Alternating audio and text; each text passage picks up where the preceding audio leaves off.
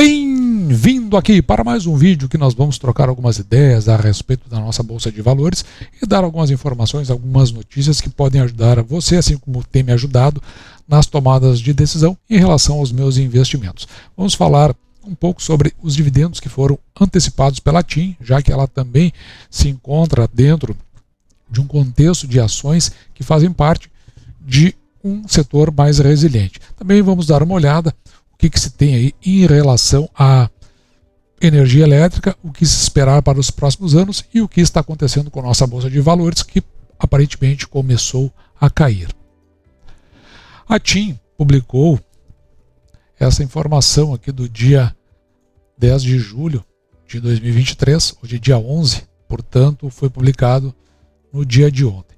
E veja que a companhia ela decidiu fazer uma antecipação de pagamento de juros sobre capital próprio. Eu não tenho avaliado a TIM aqui no canal, mas eu considero fazer uma avaliação apenas para fins de instrução, para que a gente possa aprender ou melhorar as nossas análises dos papéis.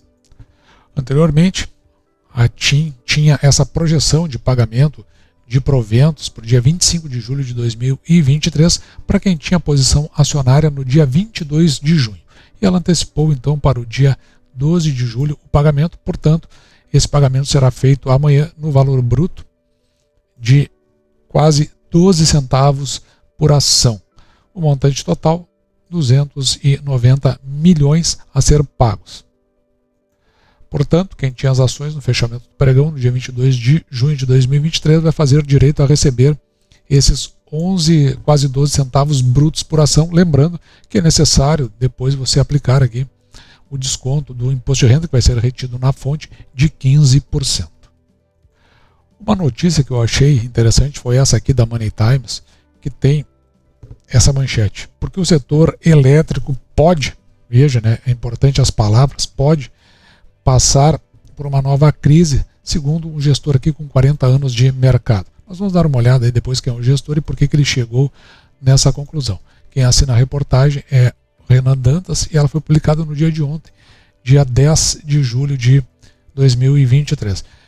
Você pode ver a reportagem completa, não digo reportagem, mas a participação completa nesse podcast chamado Market Makers e foi dada por Guilherme Afonso Ferreira. Então ele faz uma abordagem aqui, onde ele tem o entendimento de que talvez o setor elétrico ele venha a passar de novo por um novo processo de crise, como aconteceu no caso aqui, ele cita parecido com aquele ocorrido no governo da presidente impeachmentada Dilma Rousseff. Isso porque na época ela emitiu uma medida provisória, essa 579, que estabeleceu, que é o que ele chama aqui, ó, na marra, o custo da energia elétrica. Isso aí pode estar acontecendo novamente, não pelos mesmos motivos, que é uma imposição de governo, mas sim porque, segundo ele, o nosso sistema elétrico ele está com um descasamento entre a oferta de energia e a demanda de energia. Então ele faz essa leitura. Então, por conta desse descasamento, no entendimento dele, vai se passar a ter uma demanda exagerada. Isso aí vai impor alguns controles. No caso, ele considera que a geração hidrelétrica no Brasil, ela chegou aqui ao fim da sua expansão, enquanto que as demais energias renováveis, em particular eólica e a solar, elas ainda têm muito o que crescer para poder atender essa demanda, podendo se sobressair aí o setor de energia a gás. Na visão do gestor, ele acredita que o setor a gás evolui muito rapidamente, porque ele entende que tanto o setor eólico e o setor solar, eles não conseguem, veja aqui, ó, não conseguem fazer o completamento da matriz energética brasileira. Então, e ele entende que ali no pré-sal existem muito a ser tirado de gás natural. Na visão do gestor, são 60 bilhões de metros cúbicos que vão se encontrar nos poços do pré-sal. Mas, de qualquer forma, voltando aqui para o setor que faz parte da carteira do canal, ele está posicionado em duas ações de elétrica, a Energisa e a Neo Energia. Por isso que eu coloquei elas lá no início do vídeo. Vamos avaliar essas duas companhias ao longo agora da apresentação dos resultados para o segundo trimestre de 2023 e vamos ver como é que está o desempenho dessas companhias. Você nos segue aqui no canal para verificar se vale a pena ou não colocar essas duas empresas na carteira. E para finalizar o vídeo de hoje, é interessante aqui nós darmos uma olhada em como está o nosso mercado. Veja aqui, se você prestar atenção, né, está tudo em vermelho. Então significa que as ações todas estão caindo, mas particularmente vamos dar uma olhada no índice, o Ibovespa. E veja que o Ibovespa, no dia de hoje, ele está sendo negociado a 116.200 aproximadamente, agora às 11h14. Claro, está muito ainda no início do pregão, caindo 1,47%, já tendo descido a 115.700. Então veja que a gente já comentou, né, que as previsões mais otimistas chegavam a colocar lá no final do ano a 140 mil, e no entanto a gente vê aí que não conseguiu sustentar ali perto dos 120. Será que chega de novo e ultrapassa os 120, ou será que ele tende a dar uma encolhida? Eu há muito tempo que vejo a nossa bolsa bastante pressionada, e a gente olha aqui no histórico alguns pontos que nos chamam a atenção. Aqui nós estamos vendo a crise do subprime de 2008 e veja como depois o mercado ele veio se comportando.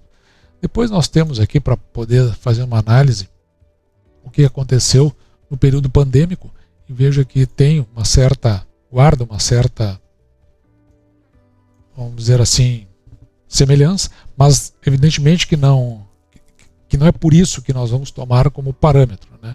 Mas veja por quanto tempo aqui se estendeu essa linha de baixa, que quase parecia que o mercado estava andando de lado, para só depois então ele ter uma subida a partir aqui de 2016. E curiosamente, né, a gente sabe o que aconteceu em 2016, nós já acabamos de falar da ex-presidente Dilma, que ela sofreu o impeachment. Mas veja que aqui que a gente observa é um mercado que, se nós abrirmos bem, ele inicia uma curva ali de queda. E o que a gente viu recentemente, que se nós encolhermos aqui para um intervalo de 6 meses, parece realmente que o mercado ele está subindo. Mas, na verdade, é apenas um lapso, um curto espaço de tempo. O espaço não é grande o suficiente, mas o que a gente percebe é que o mercado como um todo ainda cambaleante desde 2020, quando iniciou o período pandêmico. Por outro lado, a nossa leitura é que o Brasil, há 70 anos que ele não cresce, que ele fica sempre no mesmo lugar.